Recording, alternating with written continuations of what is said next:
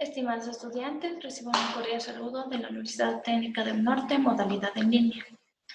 El día de hoy abordaremos el cambio social, reforma o revolución. Por favor, recuerden silenciar sus micrófonos y cualquier duda e inquietud la realizaremos a través del foro Dudas e Inquietudes. Nuestra agenda principal, veremos el desarrollo del pensamiento sociológico, la sociología latinoamericana. Los cambios sociales surgen en los siglos XV y los siglos XVIII por Auguste Comte. Con él nace el término sociológico. Las transformaciones que se dan son las económicas con el feudalismo al capitalismo, las políticas, la relación sociedad-estado y las sociales, la burguesía y el proletariado. Dentro del desarrollo del pensamiento sociológico tenemos a los autores. Augusto Comte nos da la ley que rige a la sociedad, Emile Durkheim, los hechos sociales de la realidad propia, y Talcott Parsons, el sistema de razón social. Como habíamos visto, la sociología estudia la estructura social, los grupos sociales, la familia, las clases sociales y los roles sociales. Tenemos la teoría funcionalista, que nos dice que es un sistema compuesto. Así como el ser humano tiene órganos, la sociedad también está compuesta por órganos que regulan y quieren tener un sistema equilibrado para lograr el orden social. Esto nos dice lo que es el funcionalismo. Otro autor nos dice que quiere lograr el funcionalismo estructural, luego de haber logrado el orden social y tener un sistema social estructurado, cuando las interrelaciones de los acuerdos a normas culturales y el rol social. Entonces, si tenemos los órganos sociales ordenados y equilibrados, lograremos el funcionalismo estructural. En cambio, en la teoría de acción social nos dice Max Weber que tenemos la racional, la acción tradicional y lo afectivo. La racional se va con el arreglo a fines, que nos dice que toda acción tiene su consecuencia. Con arreglo a valores, en cambio, tenemos las creencias, los valores éticos, religiosos y filosóficos.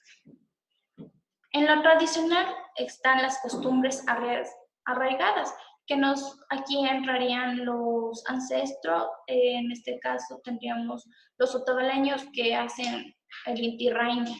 Entonces todo el mundo tiene una costumbre arraigada y por ende le genera. La afectiva, en las emociones de los estados sentimentales, podemos estar tristes o alegres.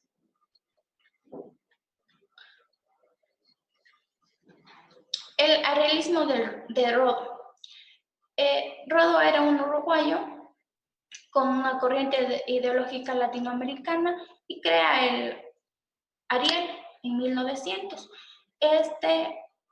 Este libro tenía el idealismo y el espiritualismo, que se dirigía a los jóvenes latinoamericanos para que ellos valoren las costumbres y sepan lo que tenemos en el futuro.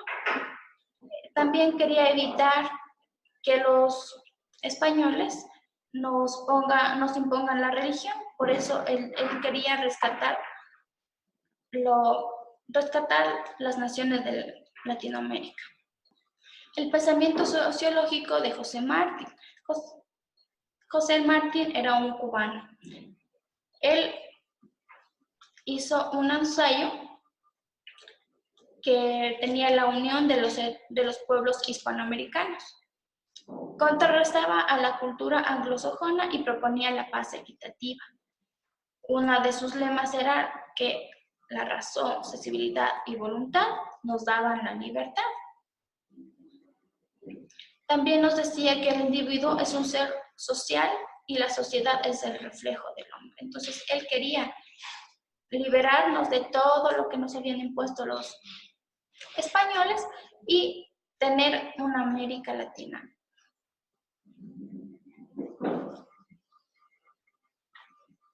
En cambio, Gino Germani, en 1911 y el 79, es conocido como el padre del modernismo, que nos decía que la sociología no debería ser considerada una disciplina especulativa y filosófica. Él quería que la sociología mundial debería ser empírica, unida a la teoría, a la etapa teórica. ¿Qué nos dice? Que la sociedad, primero para estudiar la sociología, debieron ver los comportamientos de las personas, al igual que la fase empírica de ellos. Entonces, porque no va a tener lo mismo los hispanoamericanos con los españoles, ni tampoco con nuestros incas que estaban en ese entonces. Entonces, el comportamiento debía ser basado en la fase empírica, unidad a la etapa teórica. Eso es lo que él se refería. Por eso, él nos dice que la transformación es la sociedad tradicional a la moderna. Él siempre quería darnos eso. Por eso nos da la modernización económica, social y la política. En lo social, nos dice que es asíncrono, que pasa, que no va a ser de un momento a otro, porque tiene que existir un cambio de pensamiento en la sociedad para que esto se dé. Por ende, el sistema de estratificación, la clase social y no es continuo. Con esto nace la estructura moderna, que nos dice que es un cambio de la sociedad tradicional, existe el derrumbamiento, la sociedad dual y la movilización de masas. Entonces, como en lo rural se estaba quedando sin fuentes de empleo, por ende comenzaron a migrar y nos da como el factor principal la migración. Y la sociedad rural tuvo que tener un cambio de pensamiento y sus actuaciones eran muy diferentes en lo urbano. Es por eso que nos habla sobre la teoría de la modernización y la modernización social. La teoría de la dependencia propuesta por Enrique Cardoso y Enzo Faletti nos decía que existen dos mundos, el centro y la periferia. El centro se regía en el comercio internacional y la industrialización. Quienes les otorgaban las materias primas era la periferia. Entonces, como la periferia solo se encargaba de enviar materia prima al centro, ellos estaban siempre en la pobreza. ¿Por qué? Porque al momento de la industrialización ellos ya compraban sus productos muy caros y por ende se generaba la pobreza. Agustín Cueva con la teoría de la dependencia. Recordemos que Agustín Cueva es un imbabureño que criticaba las corrientes burguesas y por ende el neomarxismo.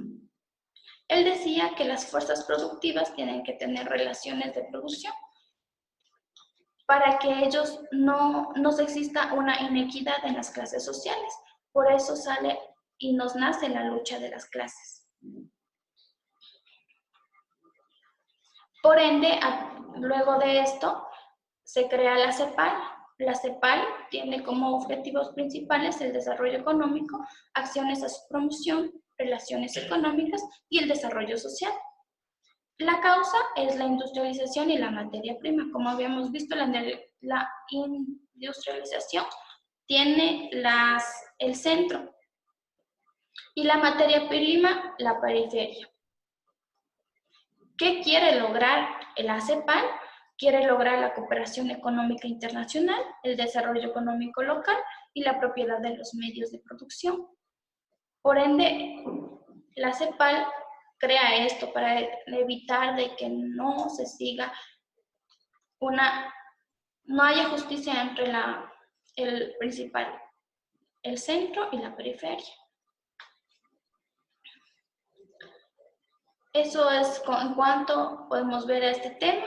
Recuerden que cualquier comunicado oficial lo realizaremos a través de la cátedra en línea.